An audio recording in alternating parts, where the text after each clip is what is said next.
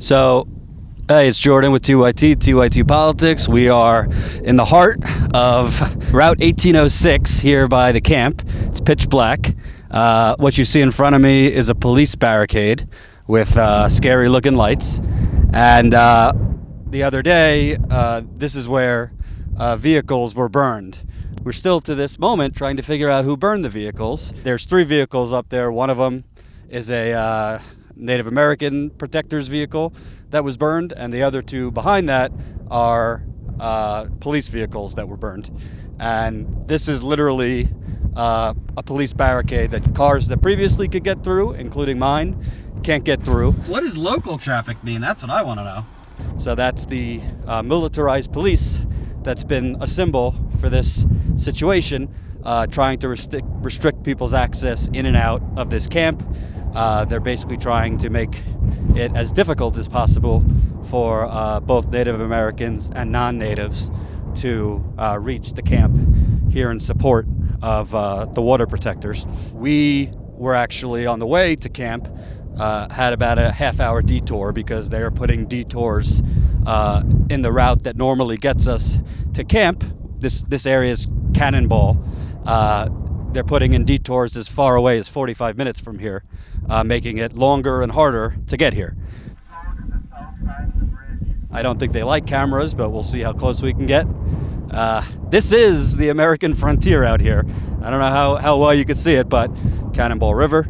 And this is what they're fighting over, the water, which the police still to this day, I've not gotten a good answer why public police are protecting a private oil company's pipeline construction. I think the fact that Governor Dalrymple here is in bed with the oil companies, including Exxon, has something to do with that.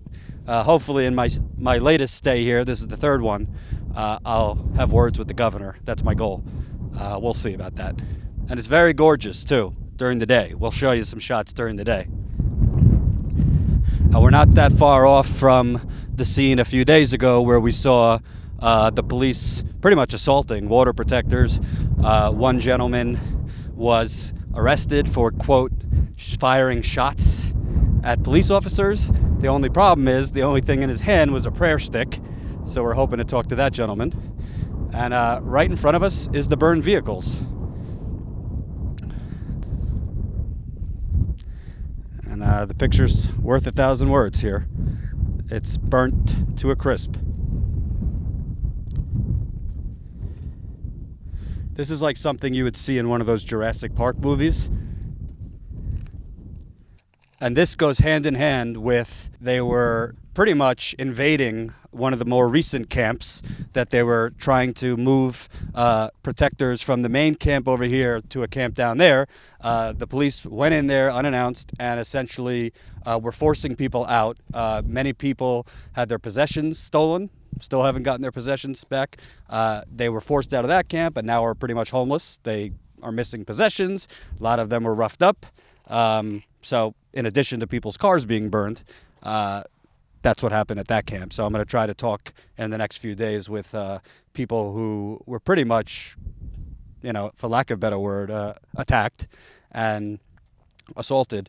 But again, you get a lot of propaganda and misinformation here.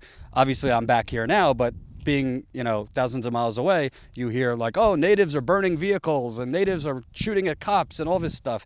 And it just doesn't pass my common sense test, because why would the natives be burning their own vehicles?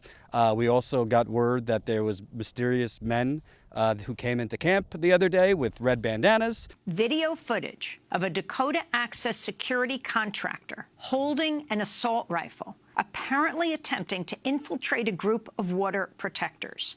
A Standing Rock Sioux tribal member says he saw the man driving down Highway 1806 toward the main resistance camp with an AR-15 rifle on the passenger side of his truck.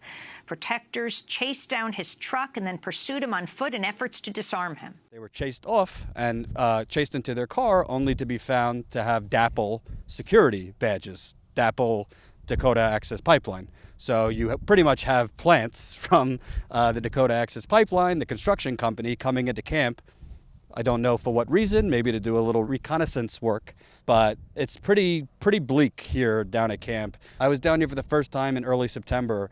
It was very, very packed. Now it's less so packed with tents and protectors, still a large presence, but they're making it very difficult for you to stay here. There's intimidation. It's a police state. There's multiple checkpoints, detours to even get close. I was told this morning people couldn't actually get into camp. They were blocking it off. And there's major intimidation. A majority of the people are not from here, so they come in to try to show their support, to stand with the natives, and essentially have military rifles in their face. You see, the last time I was here a week and a half ago, for a demonstration of 200, 300, 400 peaceful people, you're met with 100 militarized police officers. It looks like a scene out of Iraq. They have visors, billy clubs, assault rifles, and as you saw in the most recent days, it's getting worse. And now you have straight up propaganda, which I went on a little rant the other day. It's up on the channel, of straight up lies. I mean, apparently, nobody could find the video, but apparently a water protector shot at police 3 times. And apparently police only have rubber bullets. The only problem is there's photos out there with actual bullets. There's a horse that were shot at, maybe more than one. And you have police saying they're being shot at by a protector, but there's a photo of that protector holding a prayer stick. So I'm here to correct the record on a lot of things. And as you could see, show around here, you have more burnt vehicles that way. We'll try to get up as close as we can go without getting shot. If I do get shot, it was Hillary Clinton. So over there are some more of the burnt vehicles. And even here, look down here. I mean, this is all just remnants of the burning. This is a traffic sign, it looks like. It's a pretty grim sight. So this is police vehicles that were burnt. And frankly, that looks like the militarized tanks we see during the day. So this is either a Humvee or one of these other fancy military things. You have military tanks, Humvees, that you would see in a war zone coming in and out all day long to intimidate, water protectors, elders who live here, non-natives who have come in to try to help the situation. It's a police state. There are drones still overhead monitoring the movements of water protectors, monitoring the movements of tribal leaders, and still all you hear from the governor, well, this is private property and they're trespassing. So the police, I'm very happy with the way the police have handled things. No answers for direct reports of tribal leaders' children getting pulled over for speeding when they are actually passengers. They're not driving. They're thrown in a jail cell overnight naked. I did that interview with LaDonna Bravebull Allard. No answers for why people are getting arrested and being said that they shot at police. Again, no video, but it's almost like real-time justice here. The law changes according to the police here. So luckily, you have human rights organizations are now here. The United Nations is here. Amnesty International here. I consider myself a human rights watcher. I'll say so. But yeah, it's pretty grim. And I was here a week and a half ago. Was told the pipeline's about 90% built. So if that was a week and a half ago, and you could hear actually. I don't know if you could pick that up on camera, but you hear little drilling or humming. I think it's coming from is it coming from near the water? Yeah. So they're actually working day and night. So even when you don't see the big construction trucks, you see drilling and you hear subtle drilling near the water here, even at night. So that's what these militarized goons really are protecting. A private company that, at least directly, doesn't pay them, but under the table, this is North Dakota. It's fairly corrupt. So the police, and you know what? Some police, from what I'm told, agree with the water protectors, but they're doing their job, so whatever. I'm not here to, psychoanalyze the police, but the response is not proportionate with the peaceful resistance they are getting. So we'll do more as we go and try to get shots of this as well during the day. Thanks.